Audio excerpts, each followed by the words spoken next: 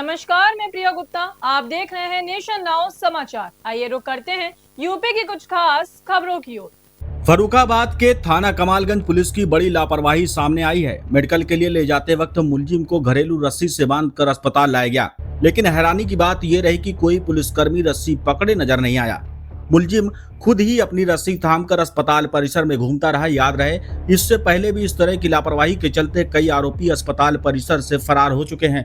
मामला सीएचसी कमालगंज का है और इस घटना ने पुलिस की कार्यप्रणाली पर भी सवाल खड़े कर दिए हैं। वाराणसी के हुकुलगंज निवासी दिलशाद नाम के युवक ने सीएम योगी आदित्यनाथ की फोटो से छेड़छाड़ कर इंस्टाग्राम पर वायरल कर दी। भाजपा पार्षद की शिकायत पर पांडेपुर चौकी प्रभारी प्रवीण सचान ने कार्रवाई करते हुए आरोपी को गिरफ्तार करके जेल भेज दिया है।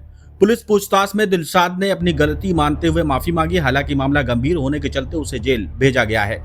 मैंने मुख्यमंत्री को पे स्टोरी लगाया था गलत, तो मैं कान पकड़ क्षमा मांगता हूँ कि अब मुझसे बहुत बड़ी गलती हो गई और आज के बाद मैं ऐसा कभी नहीं करूँगा। मैं रहने वाला हुकुलगंज का हूँ, मगर आज के बाद कभी ऐसा नहीं करूँगा, किसी के ऊपर स्टोरी नहीं लगाऊंगा। मुझे माफ़ कर दीजिए, गलती हो गया। अलीगढ़ में रोहरावर थाना क्षेत्र के खेरेश्वर चौराहे पर हुए अभिषेक गुप्ता हत्याकांड का एसएसपी नीरज यादव ने खुलासा कर दिया है। मुख्य आरोपी फजल को पुलिस ने गिरफ्तार कर लिया, जबकि उसका साथी आसिफ अभी भी फरार है।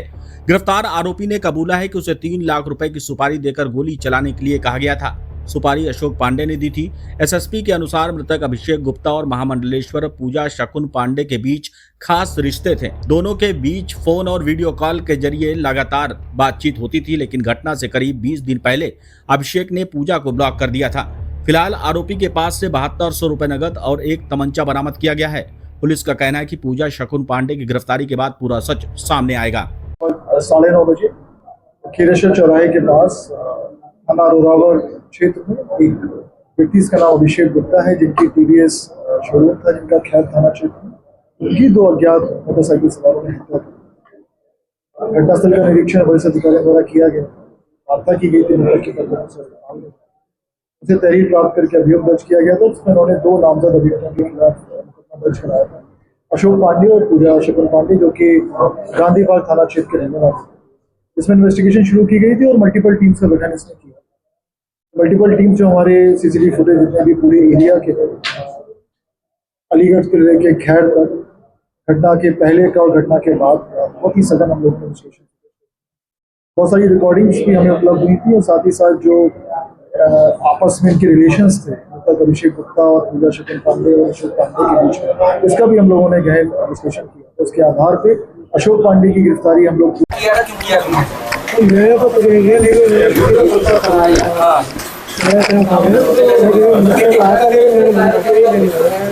किसने किया? जिसने गोली चलाई थी वो अभी मिलाया जिस समय घटना हुई थी तुम साथ थे? घटना हुई थी साथ थे। कितने लाख रुपए लिए थे हत्या करना? उन्होंने अपने आप बात करी थी, मेरे सामने कोई बात करी ना ही इस लड़के को मेरे को हत्या किसने करवाई? हत्या करवाने मतलब आपको सब कौन है, क्या नाम है? हत्या करने वाले का क्या नाम, करवाने वाले क्या नाम है? क्या नाम है? अशोक पांडे। और कौन? सुपारी किसने दी थी? उन्होंने खाली मारने के लिए बोला था, ये नहीं बोला था कि कुछ जानती मारना में कोई बंदे को मार दे के बोलिए। तो कैसे मारना था और कैसे मार दिया? तो वो होता है तो जैसे हाथों की करनी होती है तो वो मारा चटी वो होती है, बोला होता है, लेकिन ऐसा मारना होता है ऐसा तो कोई भी नहीं था, नहीं था कहीं ऐसा होगा। इसने गोली मारी को कहाँ है अब? वो तो मेरे को पता नहीं, वो कहीं थे पता नहीं। तुम्हारा कौन लगता है वो?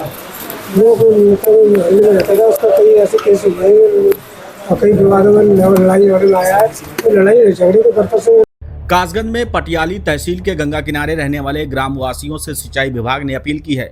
गंगा से होने वाली बाढ़ और कटान रोकने के लिए विभाग ने नई परियोजनाएं तैयार की हैं, जिनमें रामताल से हिम्मतनगर, बझेरा, शहबाजपुर से कादरगंज घाट और हंसी नगला से राजेपुर कुर्रा तक बांध व ठोकरे बनाने का प्रस्ताव है।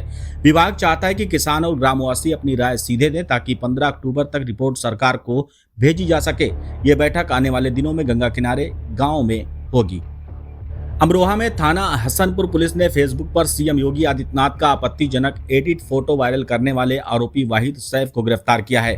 आरोपी ने पूछताछ में बताया कि उसे पहले से एडिट किया हुआ फोटो मिला था, जिसे उसने अपने अकाउंट पर पोस्ट कर दिया।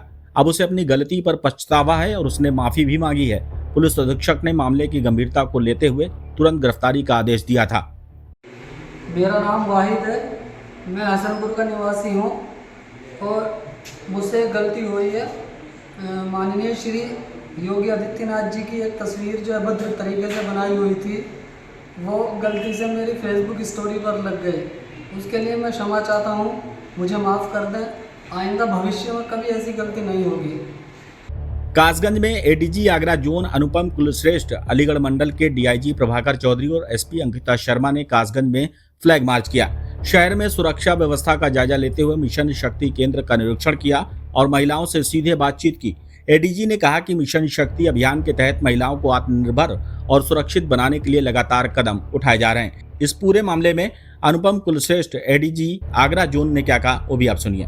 लड़कियां पुलिस को अब अपना मित्र मानने लगी हैं, यानी कि जो एक ट्रस्ट की भावना, एक विश्वास की भावना है, वो पुलिस में उनके मन में पुलिस के प्रति वो जागृत हुई है।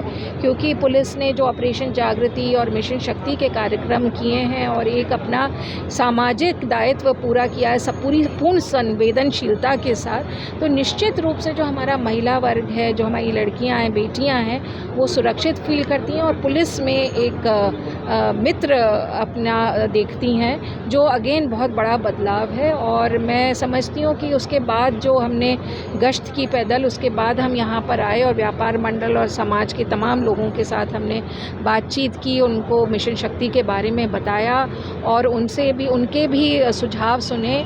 और मुझे बेहद हर्ष है कि जो यहाँ के नागरिक हैं वो भी एक बहुत अच्छा पॉजिटिव फीडबैक दे रहे हैं यहाँ की लॉ एंड ऑर्डर की स्थिति के बारे में, यहाँ के शासन के बारे में, यहाँ के पुलिस प्रशासन के बारे में। तो ये निश्चित रूप से एसपी, डीआईजी और इनकी समस्त टीम द्वारा जो काम किए जा रहे हैं पुलिस और महिला सुरक्षा संबंधी, ये निश्चित रूप से बहुत ही प्रतिबद्धता के साथ किए जा रहे हैं और बहुत सिंसियरिटी के साथ किए जा रहे हैं, जिसका परिणाम और आउटकम आप देख रहे हैं।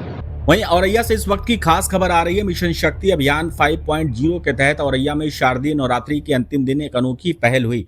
सुदिति ग्लोबल एकेडमी की कक्षा 12 की छात्रा को एक दिन का पुलिस अधीक्षक बनाया गया। छात्रा ने एसपी कार्यालय में बैठकर फरियादियों की समस्याएं सुनी और कई मामलों का मौके पर निस्तारण भी कराया। इस पहल का उद्देश्य छात्राओं को महिला सुरक्षा और प्रशासनिक जिम्मेदारियों से जोड़ना है। सबसे पहले तो मैं आप सबका बहुत थैंक यू करना चाहती हूँ कि आपने मुझे इस योग्य समझा कि मैं एक दिन के लिए एसपी बन सकूं। और जब मैं सबसे पहले एसएचओ ऑफिस गई थी तो मैं बहुत नर्वस थी। उसके बाद मैंने जब एक फरियादी से बात की तो मुझे पता चला कि आपको हमेशा अपर लेवल पे नहीं देखना होता है, क्योंकि जो इंसान आपके सामने कंप्लेन करने आया है वो सच में विक्टिम है भी कि नहीं, ये आपको नहीं पता है। आप ऐसे ही किसी पे ट्रस्ट नहीं कर सकते हो, तो आपको रूट लेवल, क्रॉस क्वेश्चनिंग, ये सब करनी चाहिए। अगर आप इस पोजीशन पे हैं, आप सीधे जजमेंट पास नहीं। देखिए, आज 9वीं के शुभ दिन पर जिला औरैया में एसपी कार्यालय में सुदिति ग्लोबल एकेडमी, यहाँ पे एक स्कूल है, उसकी 12th स्टैंडर्ड की एक छात्रा है, मेधावी छात्रा, she is a very bright student. उनको एक दिन के लिए यहाँ पे एसपी के पद पर कार्य करने का मौका दिया गया। यहाँ पे उनके द्वारा जनसुनवाई की गई, कई लोगों की समस्याएं सुनी गई और मौके पर ही कई समस्याओं का निस्तारण भी किया गया। ये मिशन शक्ति फेज 5.0 के अंतर्गत कार्यक्रम का आयोजन किया गया है। इसमें महिला सुरक्षा के साथ साथ महिला सशक्तिकरण के लिए जो संदेश देना है, उसका ये बहुत बड़ा उदाहरण है। जो हमारी छात्राएं यहाँ पे मौजूद हैं, उनके द्वारा भी यहाँ पे कई सारी महिलाओं की समस्या सुनकर उनका निस्तारण किया गया। साथ साथ जो महिला सुरक्षा के संबंध में जो योजनाएं हैं और जो कानून हैं, उनके बारे में भी सभी को जागरूक किया गया, सजग किया गया और सभी को ये आश्वासन दिया गया कि जिसको भी अगर कोई समस्या है तो तत्काल पुलिस विभाग को संपर्क करें, जिसपे कि तत्काल जो है पुलिस विभाग कार्रवाई कर रहा है और करता रहेगा। वहीं पीलीभीत में टाइगर रिजर्व में अवैध शिकार करते 2 आरोपी सुदीप और रॉबिन को गिरफ्तार किया गया है। इनके पास से चीतल का मांस बरामद हुआ है। पुलिस और वन विभाग का कहना है कि जंगल में सक्रिय शिकारियों का बड़ा नेटवर्क हो सकता है, इस पर कार्रवाई की जाएगी। पीलीभीत से एक और खबर सामने आ रही, जहां पर सपा प्रवक्ता राजकुमार भाटी के बयान पर गन्ना मंत्री संजय सिंह गंगवार ने पलटवार किया। मंत्री ने कहा कि सपा पर भगवान का श्राप है, इसलिए पार्टी सत्ता में नहीं लौट सकती। उन्होंने कहा कि राम भक्तों पर गोलियां चलाने वाली पार्टी अब मंदिरों की बात कर सकती है। इस बयान से सियासी गलियारों में हड़कंप मच गया है। ऐसा है, समाजवादी पार्टी को भगवान जी का ही श्राप लगा है, जो वो 2012 से सत्ता से 2012 के बाद से सत्ता से बाहर है। जो उनकी प्रदेश में मतलब 2012 से 17 तक उनकी सरकार थी, 17 के बाद से वो सत्ता से बाहर हैं और इसीलिए भगवान राम का श्राप लगा है। उन लोगों ने राम भक्तों पर गोलियां चलाई थी, भगवान राम का भव्य मंदिर बनके तैयार हो गया। प्रभु श्री राम का उनको श्राप लगा हुआ है। समाजवादी पार्टी कहीं से कहीं तक सपने में ना सोचे कि वो सरकार में आएगी। दूसरी बात, वो उनको अपने नेता अखिलेश यादव जी से पूछना चाहिए कि अगर भगवान नहीं है तो अखिलेश यादव जी शायद मैंने सुना है कि सैफई में एक मंदिर बनवा रहे हैं। तो समाजवादी पार्टी में तो अंतरकलह बहुत है और ये मंदिर जाना थोड़ी पसंद करेंगे, ये तो मस्जिद जाना पसंद करने वाले लोग हैं। इन्हें तो मस्जिद से प्यार है, मंदिर से थोड़ी प्यार है। हम तो सर्वधर्मों का सम्मान करते हैं।